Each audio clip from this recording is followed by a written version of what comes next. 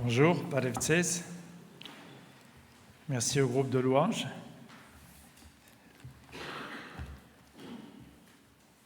On pense aujourd'hui particulièrement à tous nos jeunes qui ont passé des examens, BEPC, bac ou à l'université, et qui attendent les résultats. Alors, patience, on est avec vous, on est en prière avec vous, que tout se passe bien. Et pour les parents qui stressent un petit peu, dans quelques jours, vous aurez un peu de repos. Le thème aujourd'hui de notre message, c'est le thème de la volonté de Dieu. Comment comprendre la volonté de Dieu, comment connaître la volonté de Dieu. Et nous verrons au travers de certains passages de la parole de Dieu ce que nous pouvons retenir ce matin. Quand on parle de la volonté en général, on peut prendre à partir de différents dictionnaires les définitions suivantes. La volonté, c'est la faculté de se déterminer à faire ou ne pas faire quelque chose.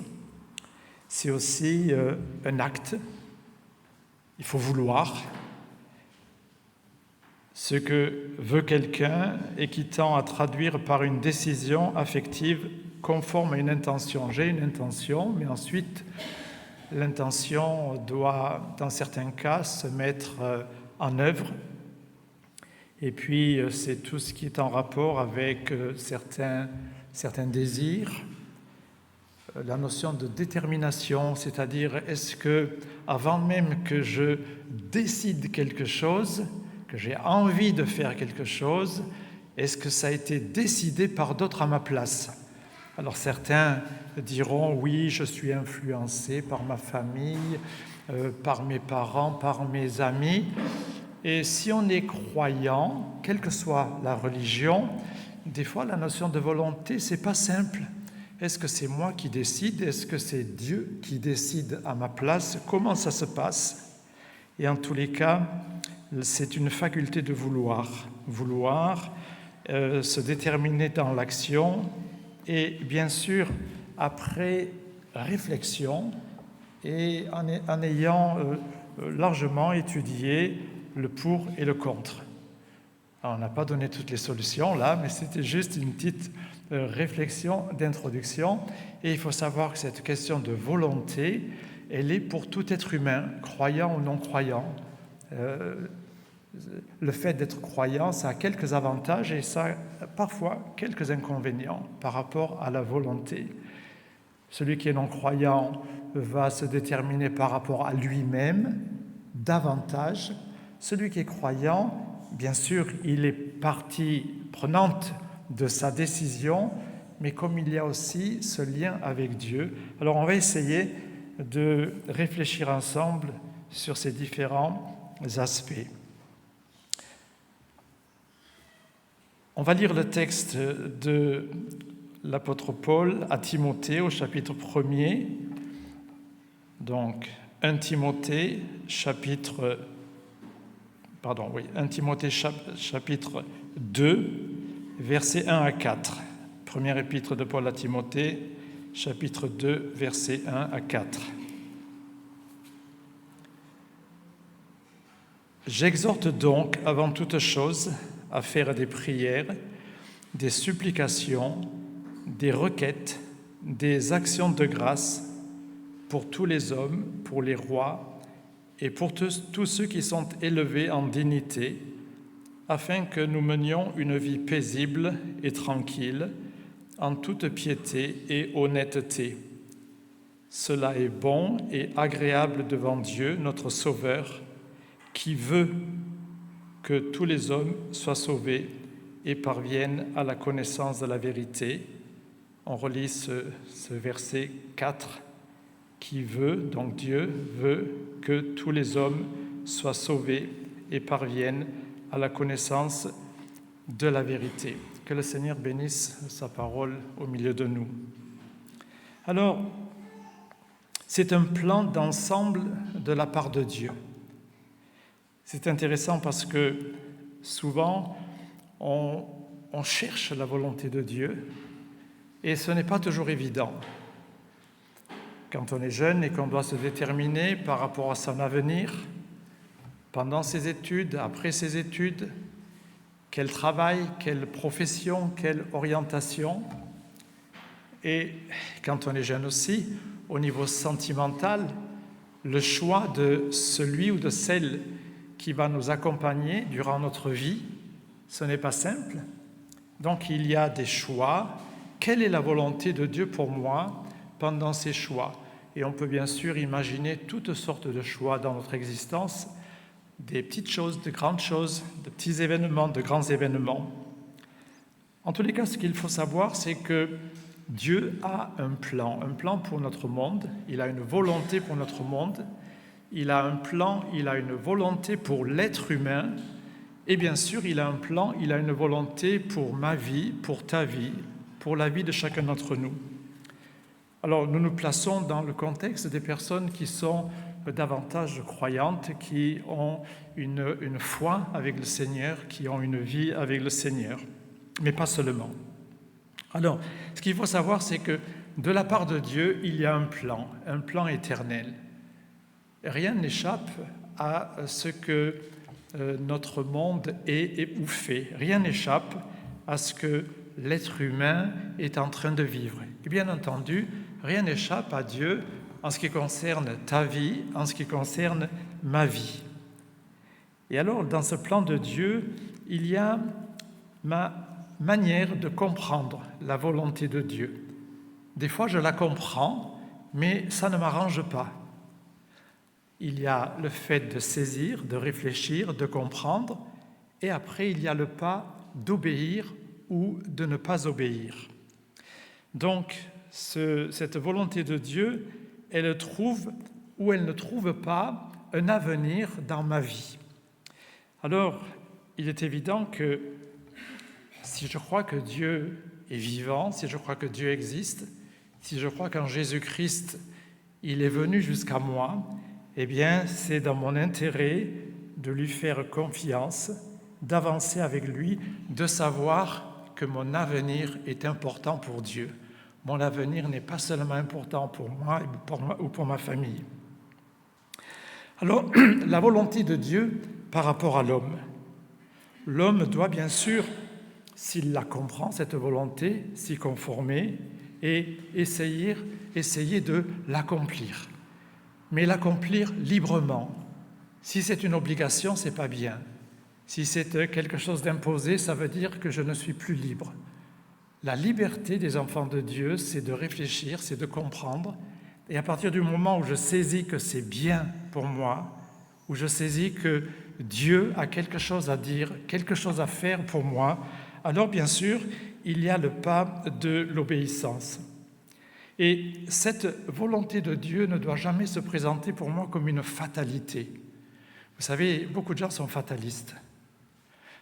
C'est écrit, hein, mais je suis sûr que vous l'avez déjà dit et je l'ai déjà dit.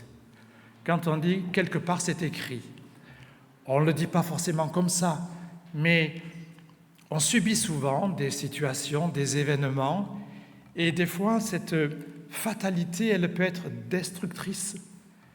C'est-à-dire que je ne réfléchis plus. C'est-à-dire que quelque part, même dans ma relation à Dieu, il y a comme un obstacle. Parce que si tout est écrit à l'avance, dans la vie en général, où elle est ma liberté, où elle est ma propre volonté? Alors vous allez dire, mais Dieu, qui est tout-puissant, qui a tout créé, il sait très bien ce qui se passe aujourd'hui. Il savait bien que ce matin, tu allais venir ici, que j'allais venir ici. Si Dieu ne le sait pas, quel drôle de Dieu! Si Dieu est surpris au fur et à mesure que des événements arrivent, où est la grandeur de Dieu, la puissance de Dieu? Par rapport à tout ce qui se passe aujourd'hui en France ou dans le monde, est-ce que Dieu est ignorant de ce qui va se passer demain? Si Dieu est à l'affût des infos, des journaux, des radios, des télés ou des radios sociaux ou des réseaux sociaux pour savoir ce qui va se passer demain, moi j'aurais peur de croire à un tel Dieu. Moi je préfère croire à un Dieu qui sait tout, qui n'est pas surpris par tout ce qui se passe dans la vie, dans le monde, qui n'est pas surpris par ce qui se passe dans ta vie et dans ma vie. Je préfère croire à un tel Dieu. Mais je ne crois pas à cette forme de fatalité où, parce que quelque part, Dieu sait ce qui se passe aujourd'hui et ce qui va se passer demain, eh bien, il me suffit de croiser les bras et d'attendre ce qui va se passer. Non, je ne crois pas en une telle fatalité. En tous les cas, dans l'Ancien Testament, il est déjà parlé de la volonté de Dieu. Dieu apparaît dès le début sous un double aspect. D'abord, Dieu, il se présente avec une bénédiction généreuse, c'est-à-dire c'est sa souveraineté sur tout, sur les animaux, sur les êtres vivants, sur l'être humain. Et d'autre part, c'est quelque part une sorte de limitation qui est apportée à la liberté humaine. Quand Dieu, par exemple, dit « tu ne mangeras pas » ou « tu ne feras pas ceci », bien oui, Dieu, c'est un Dieu de liberté, mais c'est en même temps un Dieu d'ordre. C'est un Dieu qui aime, c'est un Dieu aussi qui donne des ordonnances, qui donne des commandements, qui donne des lois. Alors, la volonté de Dieu, quelque part, elle est gênée, elle est perturbée lorsqu'il y a la désobéissance de l'être humain. On ne va pas rentrer dans le détail. Adam et Ève, Dieu leur dit « tu feras ceci, tu ne feras pas cela », mais et l'un et l'autre, Adam et Ève, sont en désaccord quelque part, en désobéissance par rapport à ce que Dieu veut.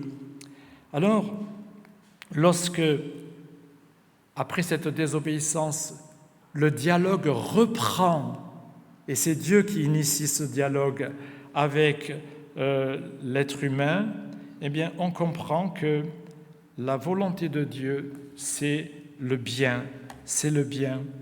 Et vous vous souvenez aussi qu'il y a une malédiction qui est donnée au serpent. Dorénavant, tu ramperas. C'est pas drôle. Enfin, moi, je ne suis pas dans la peau d'un serpent, mais je suppose que c'est pas très drôle. En tous les cas, pour l'homme et la femme, il y a aussi une annonce de punition, de châtiment, avec en même temps une perspective de victoire finale. Nous avons un Dieu qui est un bon pédagogue. Ceux qui sont dans l'enseignement, eh bien, quel que soit le type d'enseignement, et tous, d'une certaine manière, nous sommes des enseignants dans nos maisons avec nos enfants ou avec notre entourage, eh bien, nous avons quelque chose à apprendre de ce Dieu qui à la fois parle, prévient, met en garde, mais en même temps un Dieu qui donne une perspective, un Dieu qui donne une perspective parce qu'il y a une victoire finale. Et en réalité, tel est le fond sur lequel se pose la question de la volonté de Dieu dans l'Ancien Testament. La volonté de Dieu dans l'Ancien Testament, bien sûr, elle se manifeste par la loi que Dieu donne et aussi au travers des miracles et des hauts faits que Dieu accomplit. Le peuple d'Israël doit reconnaître que Dieu veut non pas la mort, mais la vie. Vous vous souvenez de ce passage dans Ézéchiel 18, 32 « Car je ne désire pas la mort de celui qui meurt, dit le Seigneur l'Éternel, convertissez-vous donc et vivez. » Et également, Dieu ne veut pas le malheur, Dieu veut la paix.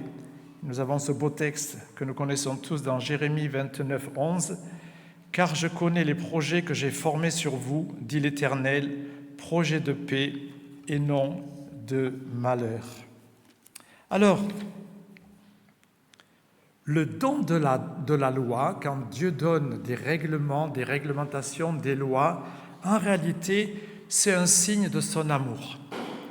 Alors je sais que les uns et les autres, nous sommes différents dans le comportement de la vie, que ce soit dans la famille, dans la société, au boulot, ou peu importe où. Il y en a qui aiment que les règlements, les consignes, les réglementations soient très précises, parce que ça les rassure. Et d'autres, au contraire, préfèrent ne rien avoir et juger au fur et à mesure. Peut-être qu'il y a un juste milieu, mais réfléchissons les uns et les autres. Est-ce que je préfère que les choses soient bien cadrées, dans la vie d'une église, par exemple, ou alors on arrive là et puis on se laisse conduire par l'inspiration de l'Esprit et puis on voit ce que ça va donner. Alors,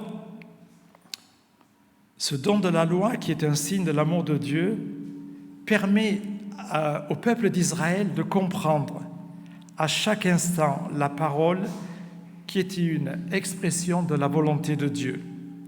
Cette parole, est-il écrit, elle est tout près de toi, elle est dans ta bouche, elle est dans ton cœur pour que tu la mettes en pratique. Deutéronome 30, 14. Et il y a un joli psaume, tous les psaumes sont beaux, intéressants, mais un psaume qui nous rappelle cette parole, psaume 143, verset 10, « Enseigne-moi à faire ta volonté. » Et oui, la volonté de Dieu. Alors, en réalité, Dieu est souverain. Dieu n'a pas besoin de vous et de moi pour exister. Il n'a besoin de personne. Mais en même temps, dans sa grandeur, dans sa compassion, dans son amour, il a voulu que l'être humain, vous et moi, nous puissions exister. C'est de sa volonté que nous existons. Alors, Job, au chapitre 23, verset 13, dira « Dieu décide qu'il le fera changer, ce qu'il a projeté, il l'accomplit. » À la fois, on reçoit cette parole, c'est le Dieu souverain, et d'autre part, ne tombons pas de nouveau dans la fatalité, dans le déterminisme. Ce n'est pas parce que Dieu sait, ce n'est pas parce que Dieu est au courant de ce qui existe aujourd'hui et de ce qui sera demain que ma responsabilité et surtout ma responsabilité sont mises de côté. Alors, devant cette situation, il y a la révolte de l'être humain.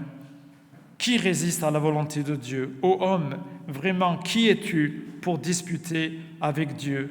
Jérémie 18, 1. Quel genre de chrétien je suis? Est-ce que devant n'importe quelle situation, je suis obéissant, je suis prêt à m'incliner? C'est la volonté de Dieu, ça doit se faire comme ça.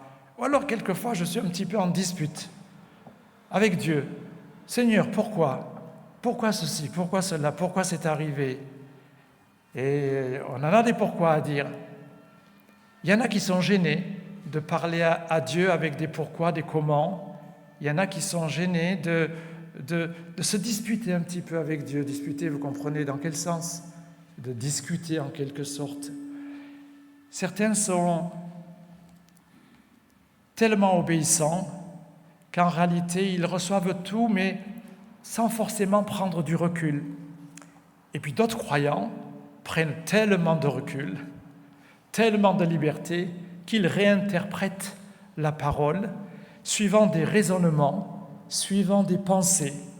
Moi, je suis toujours ébloui quand des personnes réinterprètent la parole. Quand je dis ébloui, c'est-à-dire ça m'interpelle.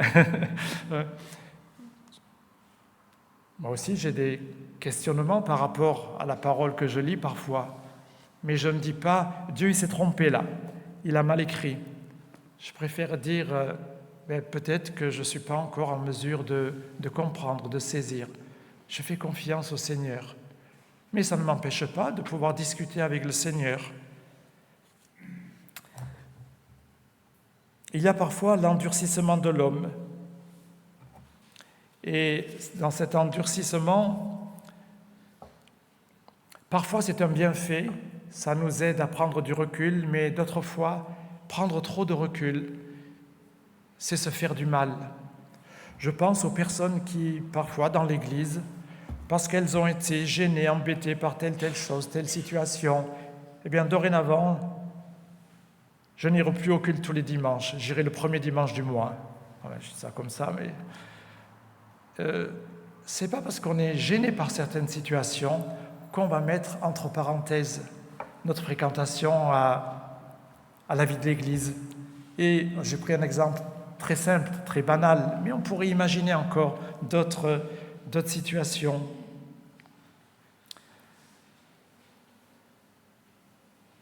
Dieu est toujours prêt à revoir aussi ses décisions et à changer sa volonté.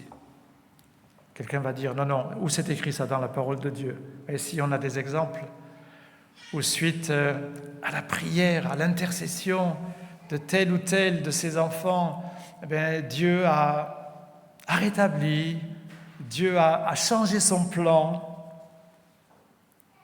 Alors, pour faire réussir cela, Dieu donne un cœur nouveau.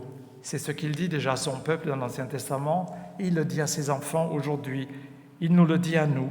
Dieu est prêt vraiment à donner un cœur nouveau pour que je puisse marcher selon sa volonté. Voyons dans le Nouveau Testament.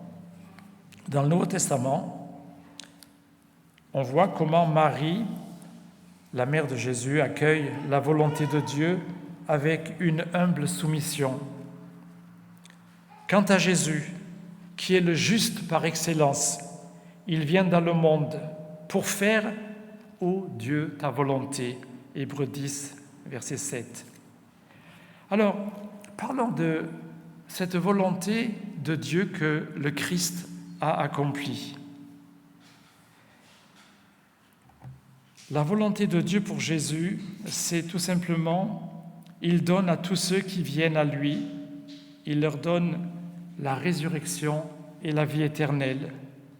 Alors, quand Jésus dit, dans ces derniers moments de sa vie, non pas ma volonté, mais la tienne, c'est extraordinaire. Jésus, le Fils de Dieu, Jésus qui est Dieu, qui dit à son Père, non pas ma volonté, mais la tienne. Alors, la volonté de Dieu pour nous, c'est quoi? Romains 12, 2, on connaît tous ce passage. Ne vous conformez pas au siècle présent, mais soyez transformés par le renouvellement de l'intelligence, afin que vous discerniez quelle est la volonté de Dieu, ce qui est bon, agréable et parfait. La volonté de Dieu, dit la parole, c'est ce qui est bon, agréable et parfait. Alors, nous sommes encouragés à prier selon la volonté de Dieu. Et si à la sortie de ce dimanche matin de l'Église, quelqu'un se pose encore la question, c'est quoi la volonté de Dieu pour moi? Pour le monde, très bien, mais la volonté de Dieu pour moi, pour toi, pour son Église. Et on dit souvent, si Dieu le veut, que ma volonté s'accomplisse. C'est ça qu'on dit à Dieu. Ouais, si Dieu le veut. Quand je dis si Dieu le veut, en réalité, c'est une confiance, c'est un abandon. C'est vraiment, je sais que Dieu est avec moi. Qui sera contre moi? Je sais qu'il est là, je sais qu'il m'aime, je sais qu'il prend soin de moi. À quoi bon connaître ce que le Maître veut si on ne le met pas en pratique? Parce que souvent, on sait tout de la parole de Dieu, on sait beaucoup. Et le problème des chrétiens évangéliques, c'est qu'ils connaissent trop la parole de Dieu.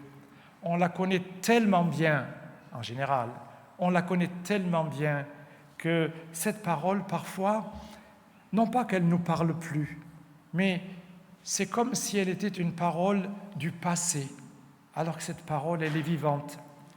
Des versets qui m'ont fait du bien il y a quelques années sont des versets qui peuvent encore me faire du bien aujourd'hui et demain. La volonté de Dieu à notre égard, elle est la sainteté, l'action de grâce, la patience, la bonne conduite. Alors pour terminer, est-ce que c'est possible d'être dans la volonté de Dieu? Est-ce que c'est possible de comprendre et de recevoir sa volonté? Est-ce que c'est possible de marcher selon la volonté de Dieu? Parce que vous savez, dans la vie, avoir des idées, des initiatives, des projets et de les réaliser, ça ne veut pas dire forcément que je suis dans la volonté de Dieu. Une église ou une organisation chrétienne qui a de tas de projets et qui les réalise, merci Seigneur. Mais ce n'est pas parce que j'ai plein de projets et qu'ils sont réalisés que je suis dans la volonté de Dieu. La volonté de Dieu pour moi, la volonté de Dieu pour une église ou une organisation chrétienne, c'est de recevoir de la part du Seigneur ce qui est bon à réfléchir, à mettre en place et à réaliser. Et non pas de réaliser des tas de choses et après de se dire « est-ce que c'était dans le plan de Dieu ?»